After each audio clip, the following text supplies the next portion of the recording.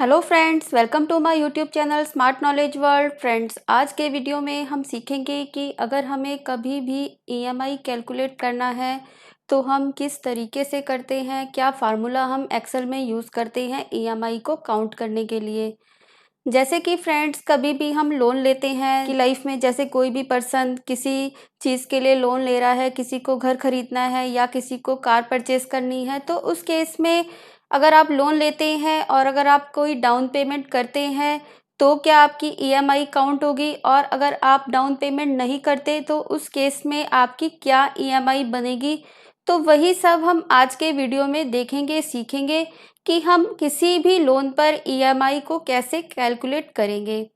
तो उसके लिए हम एक्सेल में पीएमटी फंक्शन यूज़ करते हैं। पीएमटी फंक्शन हमें ईएमआई कैलकुलेट करने में हेल्प करता है। तो उस फंक्शन को हम किस तरह से यूज़ करते हैं और वो फंक्शन हमसे क्या आर्गुमेंट्स लेता है, किन वैल्यूज़ को पास हम करके अपनी ईएमआई को कैलकुलेट करते हैं, वही सब आज के वीडियो में मैं आपको बताऊंगी। लेकिन अगर आपको मेरा वीडियो पसंद आता है तो मेरे वीडियो को लाइक कीजिए, शेयर कीजिए और हाँ, चैनल को सब्सक्राइब करना तो बिल्कुल भी ना भूलिएगा। तो चलिए फ्रेंड्स, स्टार्ट करते हैं। अब जैसे कि सपोज़ हमने एक होम लोन लिया हुआ है और हमारा होम लोन का पेमेंट वैल्यू है 40 लैक्स है, और अगर हम डाउन पेमेंट ज़ीरो रखते हैं और अगर हमारा रेट ऑफ इंटरेस्ट होता है 11.5%, तो और वो अगर हमने लोन लिया हुआ है टोटल 15 साल के लिए, 15 ईयर्स के लिए, तो हमारी ईएमआई क्या कैलकुलेट होगी। तो पहले आइए देखते हैं कैसे हम इसको कैलकुलेट करेंगे। उसके लिए हमें एक फंक्शन लगाना पड़ेगा और हमारा फंक्शन होता है पीएमटी। और आपको पता ही है कि हम एक्सेल में कोई भी एंट्री, जब फार्मूला एंट्री करते हैं तो हमें बिगनिंग में इक्वल टू का साइन पास करना होता है, लगाना होता है। हम इक्वल टू जैसे ही स्टार्ट करते हैं तो एक्सेल इस एंट्री को एज अ फार्मूला एंट्री लेता है। तो हमने इक्वल टू साइन लगाया, फिर हमने अपना फंक्शन का नेम लिखा, हमने इक्वल टू का साइन लगाया और हमने फंक्शन लगाया पीएमटी। और पीएमटी के लिखने के बाद ही जैसे ही हम राउंड पैरेंथेसिस को लगाते हैं तो हमारे पास कुछ टेक्स्ट अपने आप विजिबल होता है, जिन्हें हम आर्गुमेंट्स बोलते हैं, पैरामीटर्स बोलते हैं। पीएमटी एक फंक्शन है और इस फंक्शन को ईएमआई को कैलकुलेट करने के लिए यूज़ करा जाता है, और उस कैलकुलेशन करने के लिए आपको क्या क्या आर्गुमेंट्स पास करने हैं वो सब हिंट हमें यहाँ पे ऑटोमेटिकली ये हमें शो करता है। अब सबसे पहले आप पीएमटी जब भी फंक्शन लगाएंगे तो आपको सबसे पहले वहाँ पे रेट ऑफ इंटरेस्ट को पास करना होगा, क्योंकि पहला आर्गुमेंट है रेट। हमारा रेट ऑफ इंटरेस्ट जिस भी सेल में है, जैसे कि यहाँ पे सेल नंबर F6 में हमने रेट ऑफ इंटरेस्ट लिखा हुआ है, और ये जो रेट ऑफ इंटरेस्ट है ये एनुअल रेट ऑफ इंटरेस्ट है, ये पूरे साल का रेट ऑफ इंटरेस्ट है। लेकिन हमें ईएमआई मंथ के लिए निकालना है, एक मंथ का निकालना है, तो हम इसको डिवाइड करेंगे 12 के साथ। तो हम यहाँ से सेल का एड्रेस पास करते हैं और इसे हम डिवाइड करते हैं 12 से, क्योंकि हमें एक मंथ का ईएमआई निकालना है। और कॉमा लगाने के बाद हमें सेकंड जो आर्गुमेंट यहाँ पे पास करना है वो है NPER, that means number of, जो आपकी नंबर ऑफ ईएमआई कैलकुलेट होंगी, टोटल कितने ईएमआई आपको पे करनी है। तो आपको उस नंबर को कैलकुलेट करने के लिए आपको जो ईयर वाला सेल है उसे आपको सेलेक्ट करना होगा, 15 ईयर्स, और आपको इसे मल्टीप्लाई करना होगा 12 के साथ। रीज़न क्या है 12 के साथ हम इसे मल्टीप्लाई क्यों कर रहे हैं, क्योंकि 15 साल के लिए हम लोन ले रहे हैं और एक साल में 12 मंथ्स होते हैं, तो हमें कितने टोटल ईएमआई पे करने हैं, तो वो हम नंबर ऑफ ईयर्स यानी कि हम F7 सेल को मल्टीप्लाई कर रहे हैं 12 के साथ। तो हमें सेल पे जाके क्लिक करना है, नंबर ऑफ ईयर वाले सेल पे जाके हमने क्लिक करा, मल्टीप्लाई करा हमने 12 के साथ। उसके बाद हम कॉमा लगाएंगे। अब हमें जो वैल्यू है वो पास करनी है, हमें किस पे ईएमआई कैलकुलेट करना है।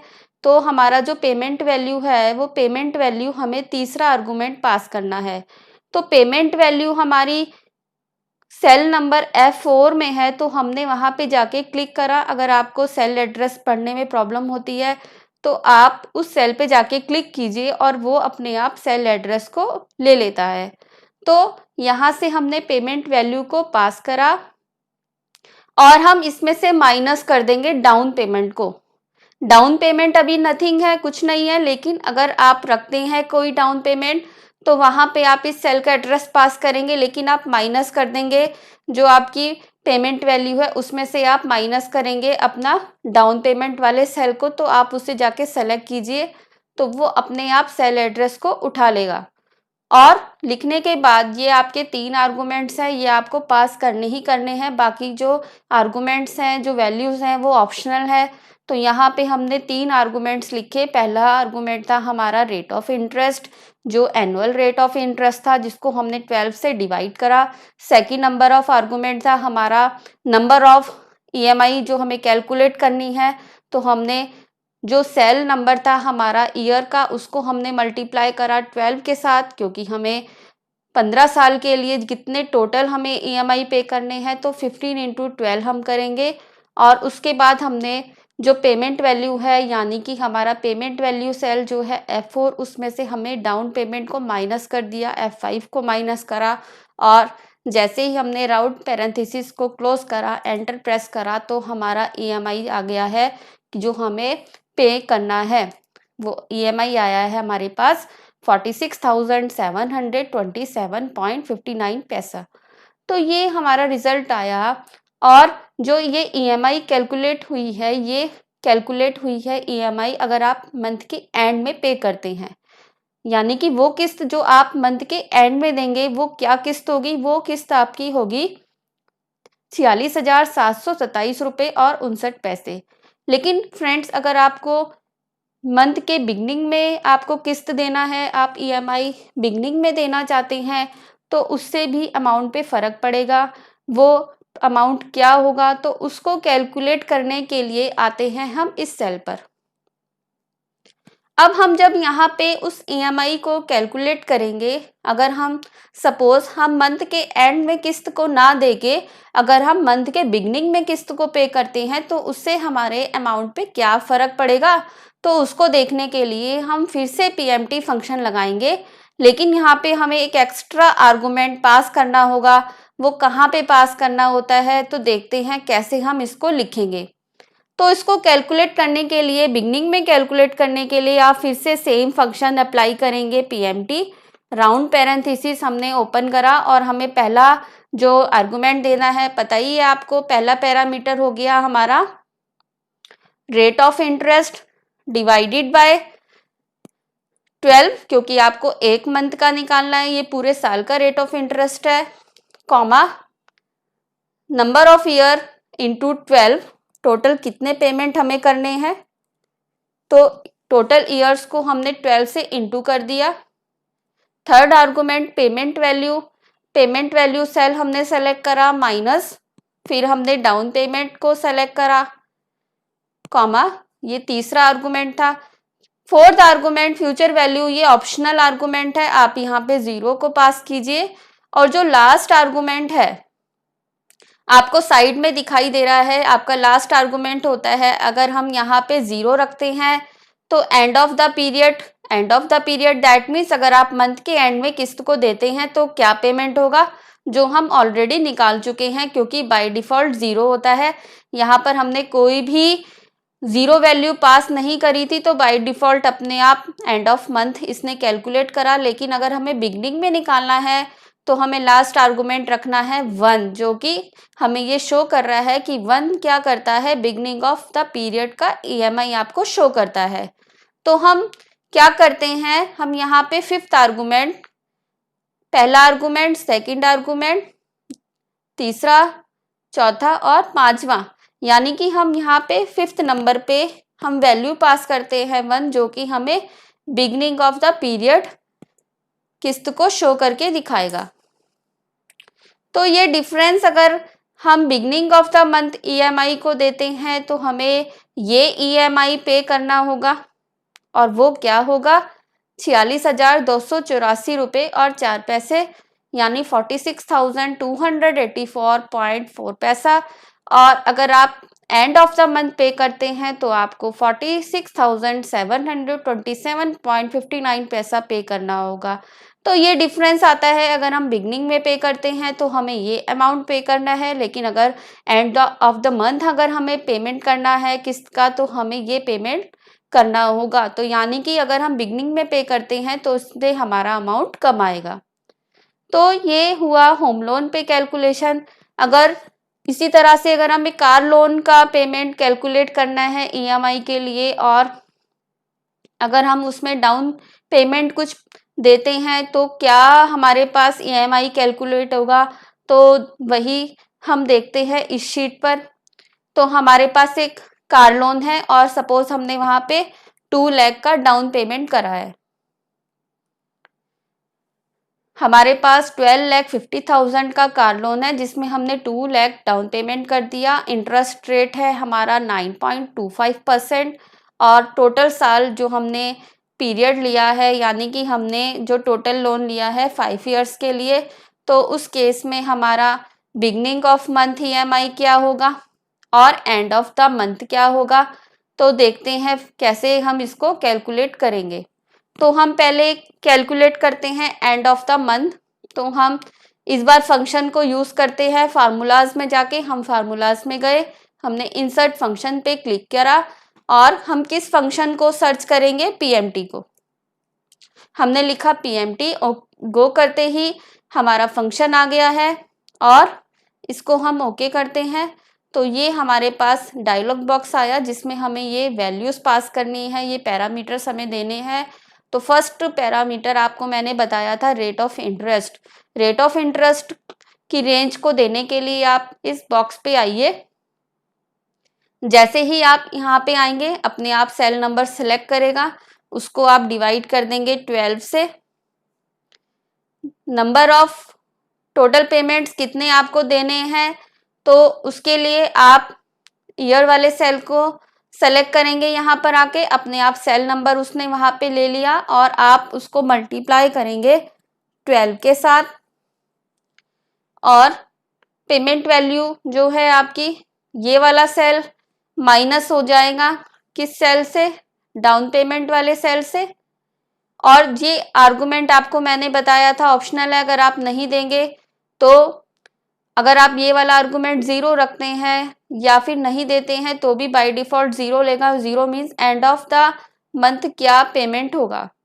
तो एंड ऑफ द मंथ अगर आप ईएमआई को पे करेंगे तो आपको 21,923.89 पैसा पे करना होगा, किस्त को देना होगा। लेकिन अगर हम बिगनिंग में देते हैं तो हम बिगनिंग में हमारे अमाउंट में क्या फ़र्क पड़ेगा, तो आइए देखते हैं। हम फिर से चलते हैं इंसर्ट फंक्शन पे। यहाँ पे हमने अपना फंक्शन सेलेक्ट करा पीएमटी, लेने के बाद हम उसे ओके करते हैं। ओके करने के बाद रेट को सेलेक्ट करेंगे और डिवाइड कर देंगे 12 से। फिर हम टोटल पेमेंट्स कितनी है हमारी, उसको हम नंबर ऑफ ईयर्स इंटू 12 कर देंगे कि हमें टोटल पे इतनी किस्तें देनी है। फिर प्राइस वैल्यू, पेमेंट वैल्यू आपकी जो भी है, क्या पेमेंट वैल्यू रहेगी आपको कितना पे करना है, तो आपको इसमें से माइनस करना है डाउन पेमेंट को।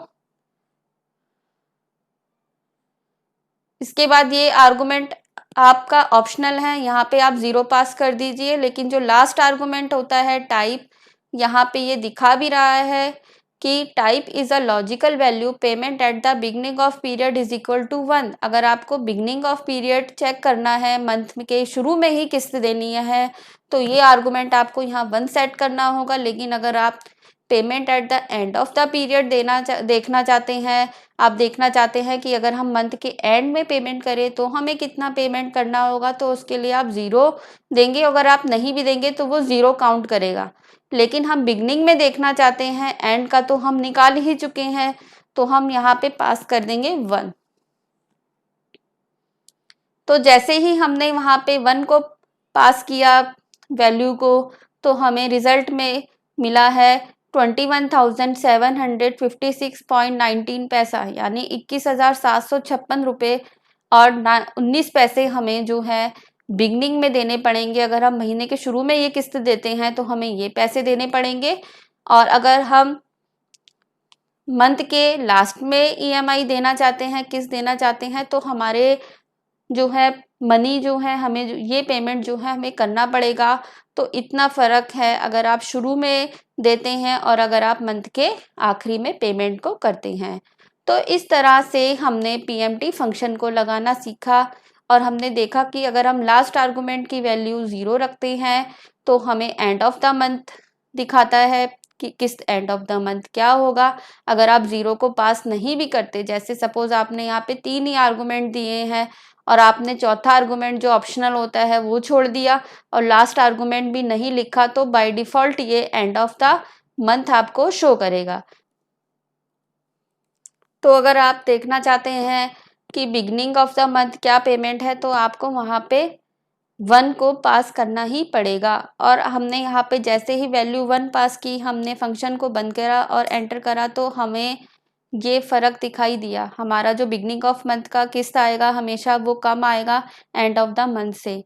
तो फ्रेंड्स, ये था मेरा आज का वीडियो। अगर आपको मेरा वीडियो पसंद आए तो वीडियो को ज़रूर लाइक कीजिए, शेयर कीजिए, कमेंट भी करिए, और हाँ, चैनल को सब्सक्राइब ज़रूर करिए ताकि आने वाले वीडियोस भी आपको देखने को मिलते रहें। तो नेक्स्ट वीडियो में हम फिर से कोई नई चीज़ सीखेंगे। तो तब तक के लिए बाय फ्रेंड्स।